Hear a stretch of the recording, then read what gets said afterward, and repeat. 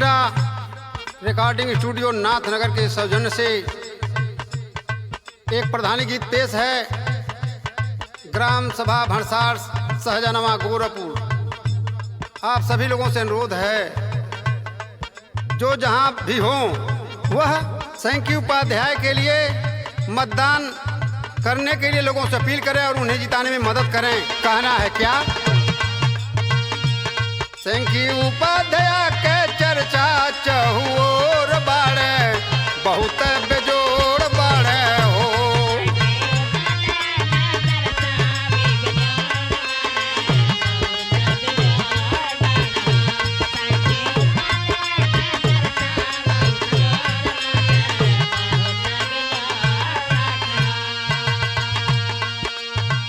गाँव में बचल काम जवन अधूरा,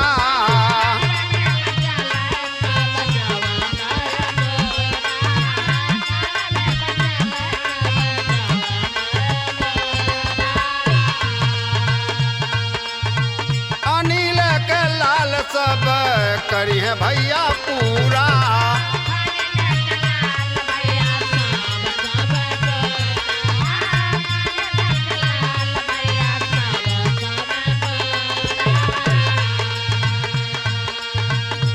सैंकी साथ में लोगवा, सैंकी साथ में लोगवा लागल जोर शोर बाड़े, बहुत बेजोड़ बाड़े हो। लागल जोर शोर बाड़े, बहुत बेजोड़ बाड़े हो। सैंकी साथ में लोगवा लागल जोर शोर बाड़े।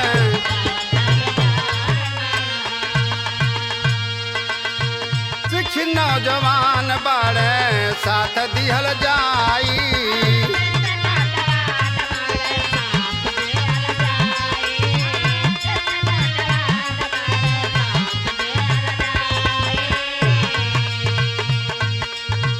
चरित्रवान गुणवान जाने सब भाई।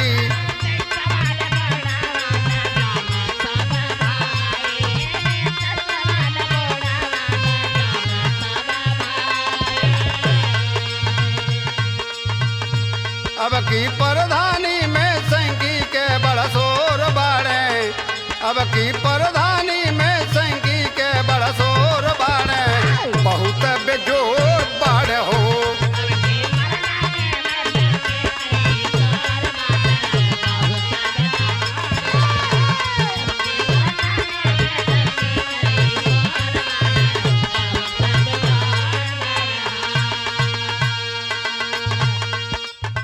घरवा से लौटे नाही कोई भी सवाली,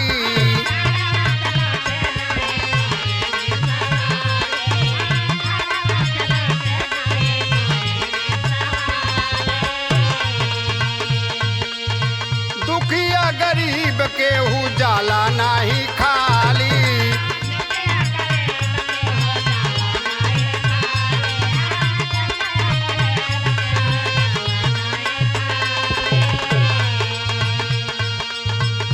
सपना साकार करिया कहत हाथ जोड़ बाड़े, बहुत बेजोड़ बाड़े हो। साकार करिया कहत हाथ जोड़ बाड़े, बहुत बेजोड़ बाड़े हो। सपना साकार करिया कहत हाथ जोड़ बाड़े, बहुत बेजोड़। संस्कार रग रग में उनके भरल भाव हो।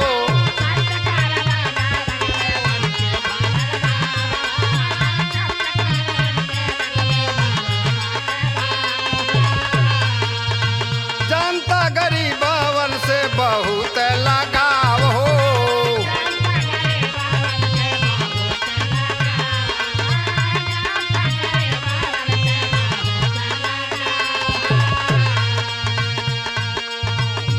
अपने जीवन में हो, अपने जीवन में लिहले नया मोड़ बाड़े, बहुत बेजोड़ बाड़े हो।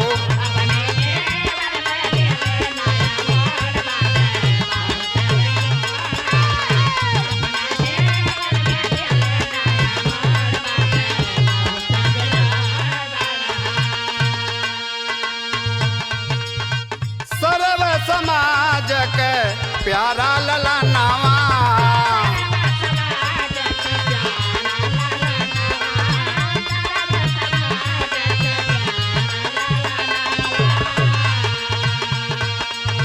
स्वर्गीय नील जी के प्यारा सुगनामा।